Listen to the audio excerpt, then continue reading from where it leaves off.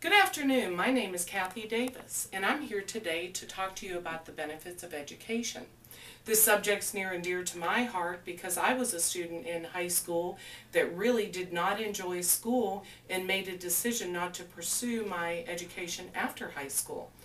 I went straight into the workplace, and I have regretted that decision ever since.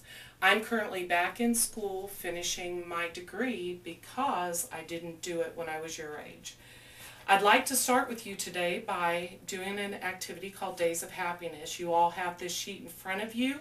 You can do your own personal sheet after I go through it up here with you. For the purposes of today, we are going to look at a junior in high school. We know that we have 24 days left of school before the end of the year. A junior in high school will have 1 year left, which is another 180 days. If we add those 2 days together, a junior right now in high school has 204 days before completing their high school education. Now we're going to assume that this junior is going on to complete a 2-year degree. And we're going to take 2 years times 180 days, which is 360 days. Now we're going to take the 204 days that we have left to finish high school, add those together, and we have 564 days left before we finish our formal education. Now we're going to look at work life. Assuming this junior is 20 years old by the time they complete their formal education, we are going to take retirement age of 65, take away the 20 years, and what we have left is 45 years. That's the number of years you have left to work until you can retire. We're going to take those years and times them by 250 days, which is approximately how many days we work per year. And what we get is 11,250 days. That's how many days you have to work in your lifetime before you retire. So let's do a comparison. Our days left to complete our formal education, 564 days. Days left of work before we can retire, 11,250 days. How many days do you want to be happy? It's your choice. You can be happy later because you chose to go on and complete your education and do something you love to do, or you can be happy now and decide not to do that. Now let's look at some statistics for the financial benefits of education. Here's a chart from the U.S. Census Bureau with private and public incomes. If you'll notice, a person who does not complete high school will earn approximately $21,000 a year. That's before taxes. After taxes are taken out, which is about $4,000 a year, that person is going to be earning about $17,000. Now let's take a look at our associate's degree.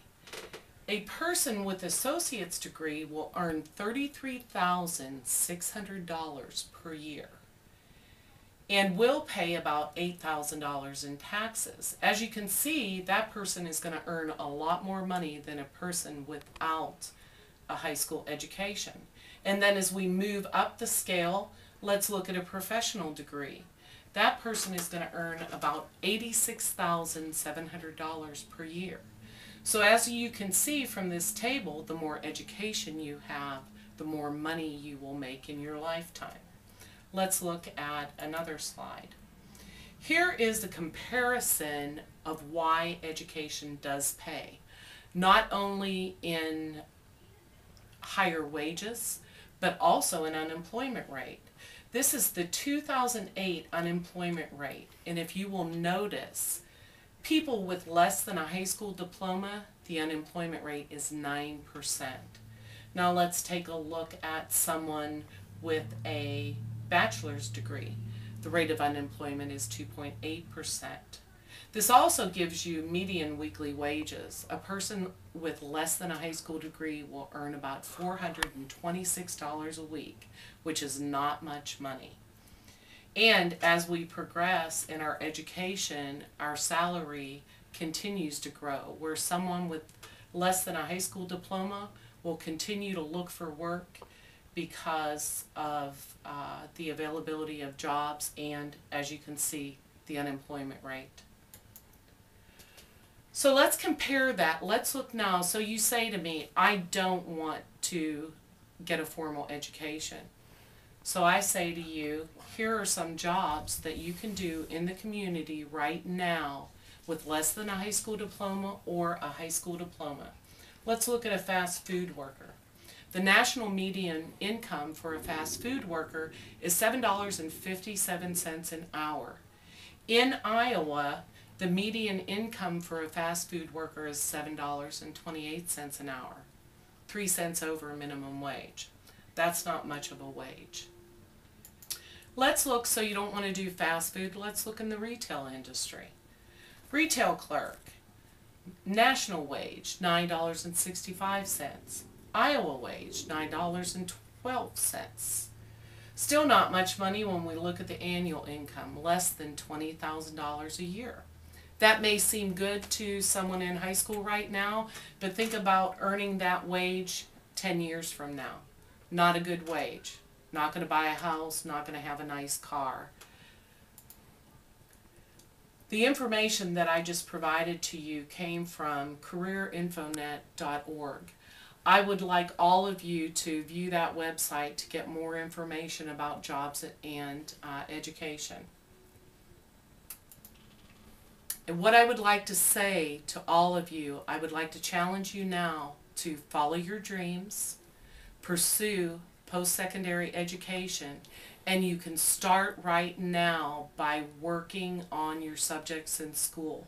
School is important, and it does lead to higher earnings and better jobs. So please complete your high school education, and please consider moving into post-secondary education, because education does pay.